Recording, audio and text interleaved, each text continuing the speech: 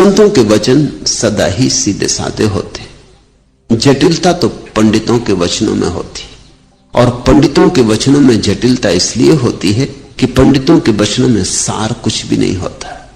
असार को छिपाने के लिए जटिलता का आवरण ओढ़ाना जरूरी है। जितनी असार बात हो उसको उतना ही जटिल और कठिन करके कहना होता है, ताकि कोई देख ना पाए कि असार है।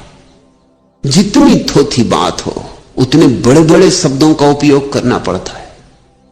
शब्दों की बड़ी सजावट में थोतापन छिप जाता है। जितना कुरूप हो वक्तव्य उतने सुंदर परिधान पहनाने होते, लेकिन जब भीतर कुछ होता है तो बात सीधी होती, साफ होती, नग्न होती, निर्वस्त्र होती। संतों के वचन सदा सीधे साफ है। वैसा ही कह दिया है जैसा जाना है। जाना है इसलिए उलझाने की कोई जरूरत ही नहीं है। जिन्होंने नहीं जाना वो खूब उलझाते। इन वचनों को पीना, ये वचन रसायन। ध्यानी नहीं शिव सारसा, ज्ञानी सा गोरख। शिव जैसा ध्यानी नहीं, ध्यानी नहीं शिव सारसा। ध्यानी हो तो शिव जैसा हो। क्या अर्थ है? ध्यान का अर्थ होता है न विचार, न वासना, न स्मृति, न कल्पना। ध्यान का अर्थ होता है भीतर सिर्फ होना मात्र। इसलिए शिव को मृत्यु का, विध्वंस का, विनाश का देवता कहा है, क्योंकि ध्यान विध्वंस है। विध्वंस है मन का। मन ही संसार है, मन ही सृजन है, मन ही सृष्टि है। मन गया कि प्रलय हो गई। ऐसा मत सोचो कि किसी दिन प्रलय होती। ऐसा मत सोचो कि एक दिन आएगा जब प्रलय हो जाएगी, सब विध्वंस हो जाएगा। नहीं, जो भी ध्यान में उतरता है उसकी प्रलय हो जाती। जो भी ध्यान में उतरता है उसके भीतर शिव का पदार्पण हो जाता है। ध्यान है मृत्यु, मन की मृत्यु, मैं की मृत्यु, विचार का अंत। शुद्ध चैतन्य रह जाए, दर्पण जैसा खाली, कोई प्रतिबिंब ना बने, तो एक तो यात्रा है ध्यान की, और फिर ध्यान से ही ज्ञान का जन्म होता है। जो ज्ञान ध्यान के बिना तुम इकट्ठा करते हो वह ज्ञान नहीं है, ज्ञान का धोखा है, मिथ्या ज्ञान है। शास्त्रों से, सिद्धांतों से, दूसरों से, अन्यों से तुम जो इकट्ठा कर लेते हो वह ज्ञान नहीं। ज्ञान तो ध्यान में जन्मता है।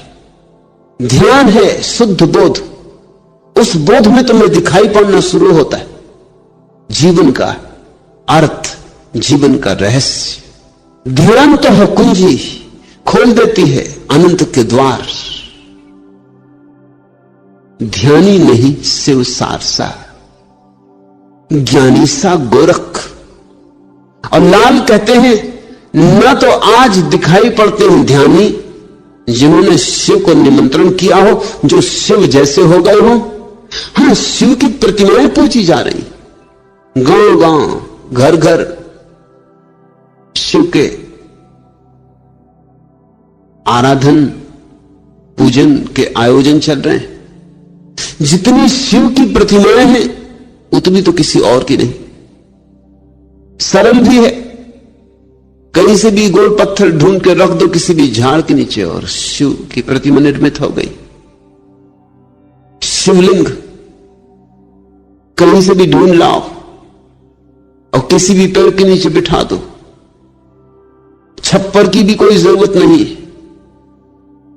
शिव की जगह जगह पूजा हो रही, लेकिन शिव पूजा की बात नहीं है। शिवत्व उपलब्धि की बात है। वो जो शिवलिंग तुमने देखा है बाहर मंदिरों में, वृक्षों के नीचे, तुमने कभी ख्याल नहीं किया उसका आकार ज्योति का आकार है, जैसे दिए की ज्योति का आकार होता है। शिवलिंग अंतर ज्योति का प्रतीक है। जब तुम्हारे भीतर का दिया जलेगा तो ऐसी ही ज्योति प्रकट होती, ऐसी ही शुभ्र, यही रूप होता उसका। और ज्योति बढ़ती जाती और धीरे धीरे ज्योतिर्मय व्यक्ति के चारों तरफ एक आभा मंडल होता है। उस आभा मंडल की आकृति भी अंडाकार होती। रहस्यवादियों ने तो इस सत्य को सदियों पहले जान लिया था, लेकिन इसके लिए कोई वैज्ञानिक प्रमाण उनके पास नहीं थे। लेकिन अभी रूस में एक बड़ा वैज्ञानिक प्रयोग चल रहा, क्रिलियन फोटोग्राफी। मनुष्य के आसपास जो ऊर्जा का मंडल होता है, अब उसके चित्र लिए जा सकते।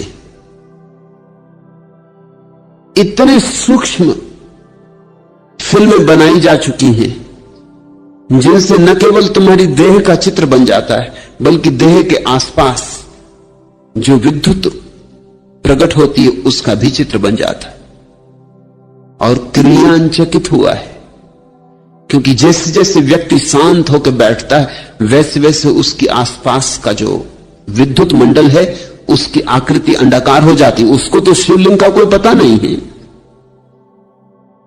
लेकिन उसकी आकृति अंडाकार हो जाती। शांत व्यक्ति जब बैठता है ध्यान में तो उसके आसपास की ऊर्जा अंडाकार हो जाती।